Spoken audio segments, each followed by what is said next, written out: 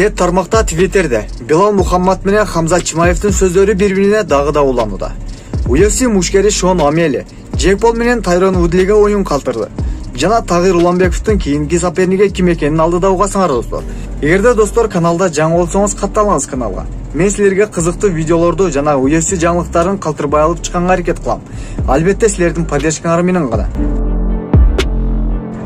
Белал Мухаммад менен Хамзат Чимаев экөөсү сет тармактарда бири-биринин кемчилигин издеп Twitter'де күн сайын жазышууда. Хамзат айтуусунда: "Ойгонуп алып борт менен урушуң керек Белал. Кечиресиз дейсиңби? Макул балакай. Кыжалат болбогон, сага керектүү дары бар, биллиде пенсияга. Ага жардам керек балдар. Ага жардам бере аласыңарбы? Сени жеңишим үчүн мага 15 мүнөт гана жетиштүү.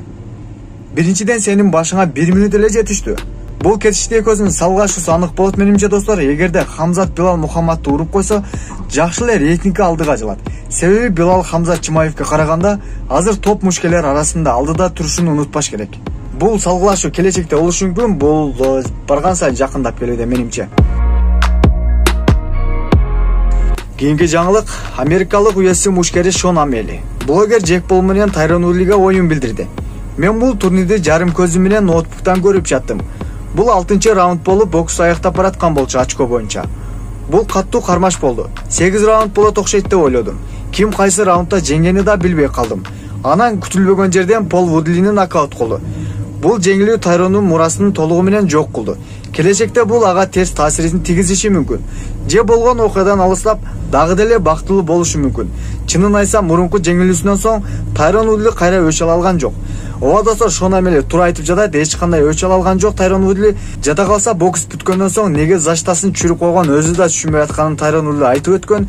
Менимче башка рингге чыкпай да койсо болот. Рингге бирок өзгөртүү керек карьерасын, сөзсүз түрдө. Бул жеке оюм достор. Кийинки маанилүү кабар Хабиб Нурмагомедовдун командасы Тагир Уланбековго жаңы каршылашта болгон. Тим Элиот аттуу мушкер менен UFC 272 турнирде кездешет буюрса.